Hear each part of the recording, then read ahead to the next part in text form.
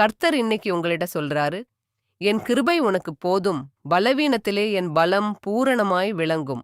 2 கொரிந்தியர் 12:9. இந்த வசனம் என்ன சொல்லுதுன்னா, நீங்க பலவீனமா இருக்கறதால தேவன் உங்கள விட்டு தூரமா போயிட்டாருன்னு அர்த்தம் இல்ல. உண்மைய சொல்லணும்னா, நம்மள முடியாத இடத்துல தான் தேவனால் என்ன செய்ய முடியும் என்று தெரிய ஆரம்பிக்கும். பவுல் தேவன் கிட்ட ஒரு பிரச்சனைய எடுத்துடுங்கன்னு 3 தடவை கேட்டாரு.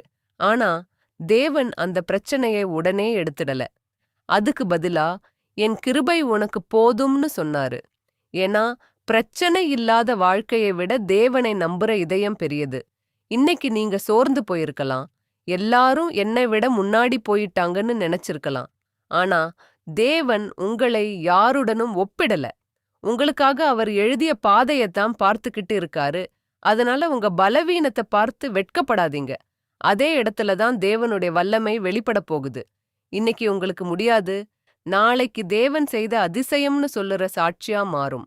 அவர் கிருபை இன்னைக்கும் போதும், நாளைக்கும் போதும், என்றைக்கும் போதும். அன்புள்ள பரலோக பிதாவே, எங்கள் பலவீனமான நேரங்களிலும் உம்மை நம்புகிற விசுவாசத்தை தாரும். எங்களால் முடியாத இடங்களில் உம்முடைய வல்லமையைக் காண்கிற கிருபையைக் கொடுங்கள். சோர்ந்து போன இதயங்களை பலப்படுத்தும். உம்முடைய கிருபையால் எங்களை தினமும் நடத்தும். இயேசுவின் நாமத்தில் ஜெபிக்கிறோம். ஆமென். இந்த வசனம் உங்கள் மனதை தொட்டிருந்தா ஆமென் என்று கமெண்ட்ல சொல்லுங்க. இந்த வீடியோ யாரோ ஒருத்தருக்கு தேவன் கொடுக்கிற நம்பிக்கையா இருக்கலாம். அவர்களுக்கும் ஷேர் பண்ணுங்க. ஒரு ஷேர் கூட ஒரு வாழ்க்கையை தேவனிடம் நெருக்கமாக கொண்டு வர தேவன் பயன்படுத்தலாம். கர்த்தர் தாமே உங்களையும் உங்கள் குடும்பத்தையும் ஆசீர்வதிப்பாராக. ஆமென்.